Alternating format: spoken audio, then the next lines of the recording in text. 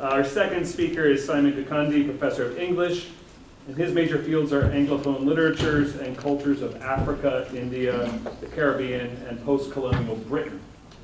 He will speak about slavery and the question of the human.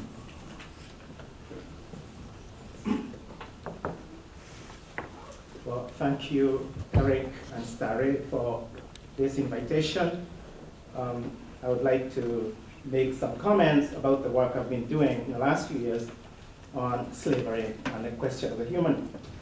I work with the basic assumption that slavery is one of the literal dirty secrets of modernity, what Freud would call its repressed, or as the structuralist used to put it, its absent cause, the undivulged event, or to use Louis Althusser's words, its forbidden vision. As a repressed, slavery is part of a double operation. It's associated with many of the pleasures that modernity brings about or wills into being, including modernization in a socio-political sphere, the ideal of freedom, and the culture of taste.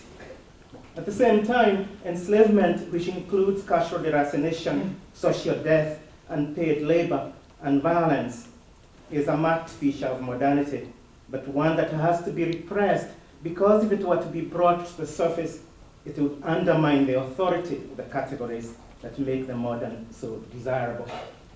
Unspeakable, yet necessary, slavery often appears on the margins of the works of the philosophers of modernity, a footnote in Kant, a discussion in Hegel, some references in Marx, but in general, it does so under erasure.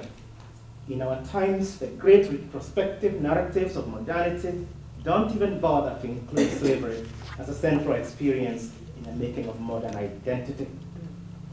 There is, for example, no mention or discussion of slavery in the texts that have come to define our understanding of modern subjectivity, texts such as Jürgen Habermas' The Philosophical Discourse of Modernity, Hans Brumberg's The Legitimacy of the Modern Age, Louise Dupre's Passage to Modernity, or even Charles Taylor's Sources of the Self.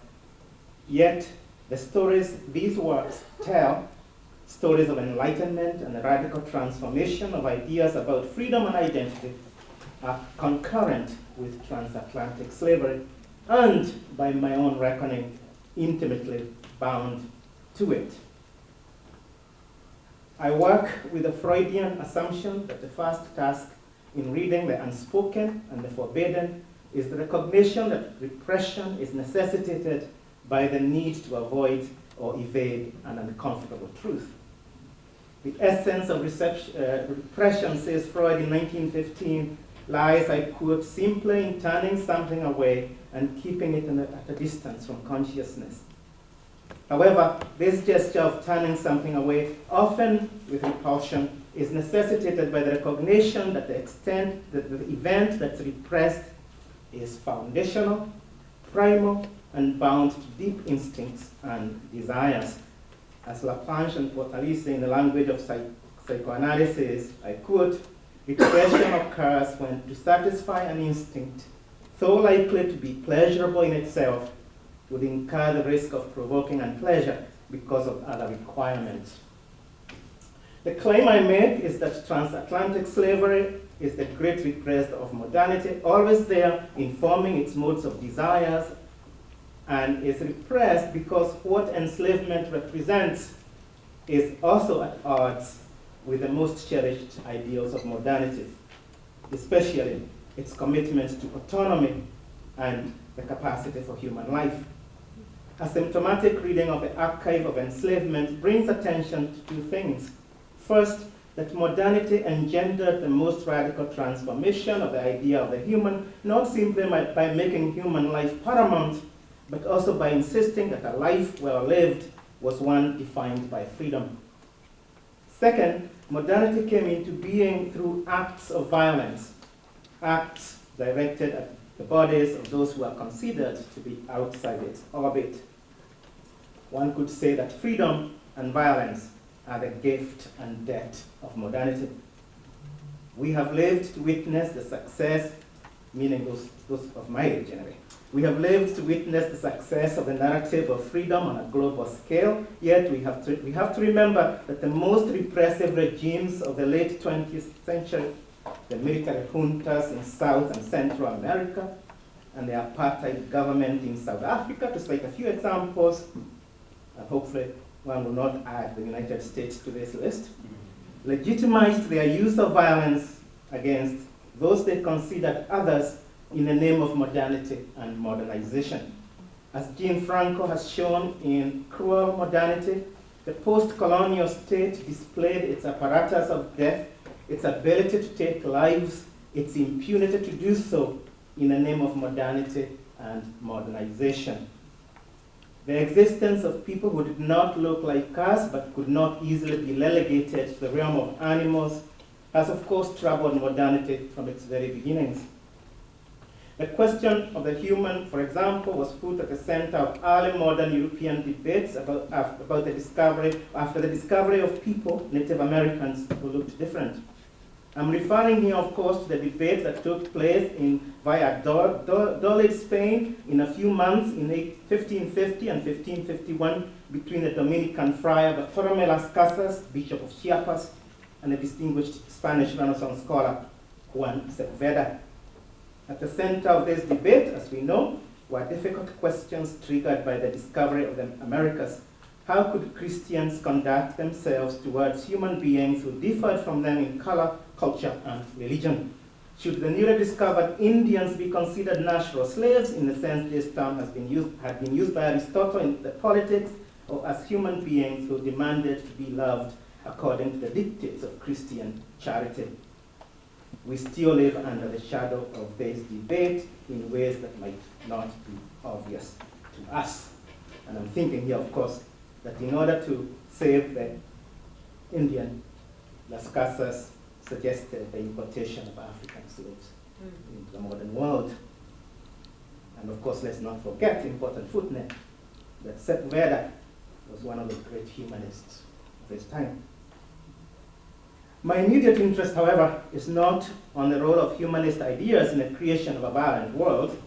That's a subject for another day. What I'm interested in is how, in order to understand the human, a figure defined by the capacity for life and freedom, the modern world needed the figure of the African slave, not so much as a stand-in for the animal, which for some reason could no longer perform its contrastive explanatory function, but one located in a nominal zone between the human and the animal. It's always important to remember that racism, which adduces the characteristics of an animal, comes after slavery. My contention is that the enslaved African comes to trouble modernity because while this figure cannot be admitted into the modern edifice, it cannot be excluded from it either. The slave cannot be accorded the benefit of freedom or the good life, but the slave cannot be denied life, and by this I mean something more than bare life, but something less than full life. If a modernizing impulse is a drive towards life, as the essential entitlement of the human, as scholars ranging from Michel Foucault to Donna Jones have argued, and if the modernizing impulse embarks on or takes on useless violence to eliminate those who are not assumed to stand, those who are assumed to stand modernity and its goals, hence the cleansing claims of genocides, we have to ask why slave masters go out of their way to preserve the life of the slave. Because although the discourse about slavery is a discourse infused and surrounded by forms of death, the reality is that slaves are more valuable alive than dead.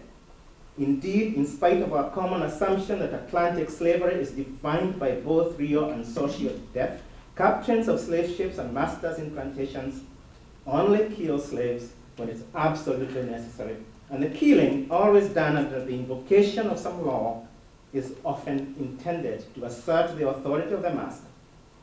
Conversely, we have many examples where slaves adopt the suicide tactic as their ultimate weapon against bondage. Indeed, in the accounts left to us by observers such as the Moravian missionary C.G.A. Odendorp in the Danish slave colony of St. John in the early 18th century, the slaves who are likely to revolt or to kill themselves are those who've known and come to value freedom. How do we explain these contrasts? One could argue that from the master's perspective, slaves are valued because they are property, cataloged together with livestock and machinery. Of course, if anyone has looked at the inventory of slave plantations, slaves, livestock, and machinery belong to the same category, the category of property. After all, it is the presence of the slave that complicates the idea of property, leading to its redefinition in English common law, famously by Blackstone in 1775. One could also argue that the preservation of the slave's life under domination is the master's exercise of their will to power, or the assertion of their sovereignty, or the affirmation of their identity. But one of the many surprises of the archive of enslavement is that neither the notion of property nor biopolitics settles the question of whether the slave has those characteristics that are considered human. In the West Indian plantations, from the accounts of slave masters and missionary observers, we come across Europeans who are surprised to discover that slaves are not exactly like cattle or other farm animals.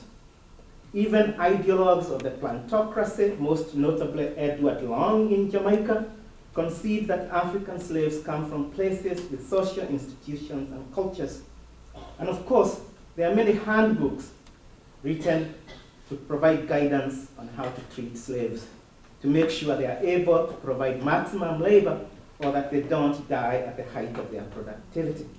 So the slave is not entirely reduced to the level of the animal. But what is the value of a life without autonomy, one considered to be property under the law and under custom, and a life measured by productivity within an inflexible system of bonded labor? This question is complicated by the fact, first or more recently observed by Barry Hickman in his work on slave populations in Jamaica, that while old and infirm slaves cannot be sent to slaughter like cows, they do not have the freedom of the mules who can roam the fields or break fences. Slaves have no autonomy, no mobility, and, I quote Hickman, are rarely released from labor altogether. The point here, of course, is the slave is not exactly like cows, because when cows are infirm, they are sent to the slaughter. You don't send old slaves to slaughter. They are redeployed to other tasks. But it's this fact that they are redeployed to other tasks that always makes them always tied to labor itself. The question of course, whether the slave is distinct from an animal has now been settled by the fact that even masters, one thinks here of Thomas Jefferson's, who would compare African women to orangutans, didn't seem to have qualms mating with them. The result is what Hickman calls a duality of mind among the slave-owning class.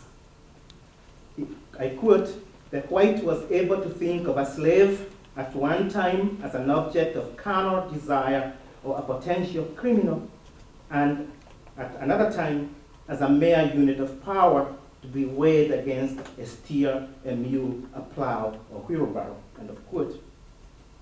So if my work appears to be too focused on the mind of the masters rather than the suffering of the slaves, it's because I've come to believe that slavery was not just about black suffering, but also about white self-fashioning, a fashioning that was premised on this duality of mind, that to be in a culture of slavery, to be in a house of slavery, was to constantly be reminded about the exercise of bondage, and at the same time, to be reminded of one's own vulnerability. We have many accounts of former indentured laborers, English laborers in Barbados, for example, always complaining to the English Parliament that they are being compared to, or are being forced to work as if they were slaves. So the category of freedom always seems to have meaning when it's compared to that of enslavement. Thank you very much.